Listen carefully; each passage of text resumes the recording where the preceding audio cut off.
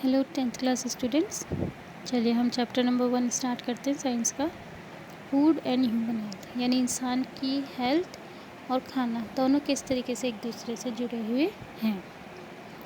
Nutrition is the basis of life. Organism gets different types of nutrients from its surrounding atmosphere. These products, by the process of digestion, becomes part of the body and fulfill its different requirements. ये कहते हैं nutrition जो है वो हमारी ज़िंदगी का basic है।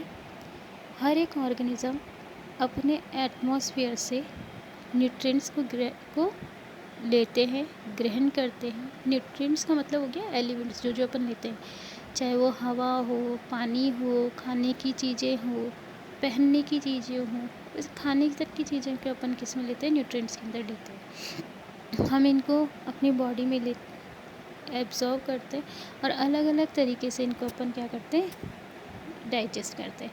जैसे खाना स्टमक में जाके डाइजेस्ट होता है, हवा लंग्स में जा कर के ब्लड में एब्जॉर्व होकर के डाइजेस्ट होती है, वाटर भी क्या कहते हैं स्टमक के थ्रू पूरी बॉडी में ब्लड के थ्रू सर्कुलेट होता है। तो ये अलग अलग तरीके हैं जिनसे अपन इनको डाइजेस्ट करते हैं और हमारी बॉडी के अलग अलग रिक्वायरमेंट्स को फुलफ़िल करते हैं। इसीलिए कहा गया है कि हमारा खाना बहुत अच्छा और सोच समझ कर लिया गया होना चाहिए। बट ठीक है, इसके ऊपर अपन बाद में बात करेंगे। For maintaining good health balance diet is required. Yes, अपनी अच्छी हेल्थ को बनाए रखने के लिए किसकी ज़रूरत होती है, बैलेंस्ड डाइट की। अब बैलेंस्ड डाइट क्या होती है और ये क्या करती है हमारे लिए? Balanced diet makes the body strong and it helps to increase the immunity power to fight against diseases and it also helps to make the mind sharp and healthy. Balance diet क्या करती है, हमारी body को strong बनाती है। अब balance diet होती क्या है? बैलेंस डाइट वो होती है जिसके अंदर all required nutrients proper quantity में हो। जो भी चीज़ें हमारी बॉडी में कम है, हर वो चीज़ उसके अंदर क्या हो, प्रॉपर क्वांटिटी के अंदर हमें अवेलेबल हो, उसे अपन बैलेंस डाइट कहते हैं।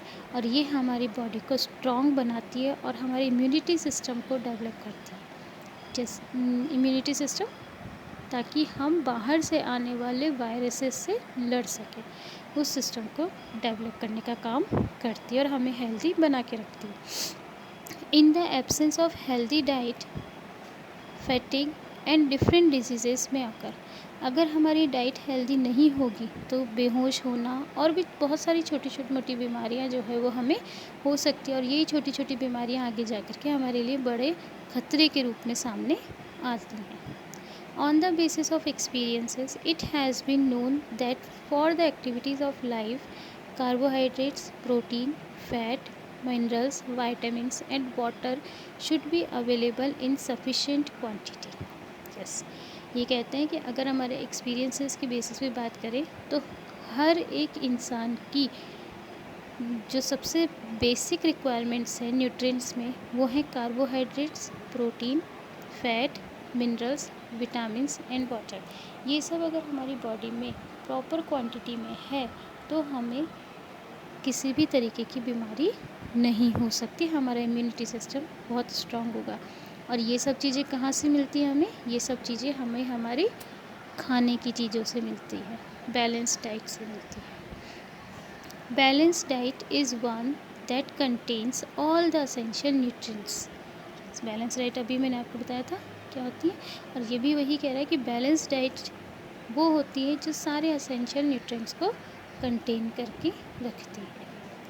डेफिशिएंसी और unavailability of any of the nutrients makes the diet unbalanced. Yes, deficiency यानी किसी भी एक एलिमेंट, अब वो एलिमेंट कौन कौन से जो भी अपन ऊपर पढ़े, carbohydrate, protein, fat, minerals, vitamins, water, अगर इनमें से किसी की भी कमी हो जाती है तो हमारी डाइट अनबैलेंस्ड मानी जाती है.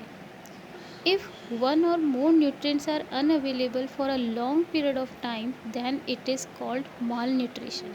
अगर इनमें से एक भी एलिमेंट ऐसा है जो लंबे टाइम पीरियड से हमारी बॉडी में नहीं जा रहा है तो उससे हम माल न्यूट्रिशन की शिकायत हो जाती है.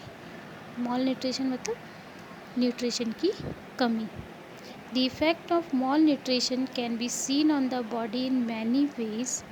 ये कहते हैं कि और जो ये इफ़ेक्ट है इन चीज़ का, मॉल न्यूट्रिशन का इफ़ेक्ट जो हमारी बॉडी में हमें अलग अलग तरीके से देखने को मिलता है।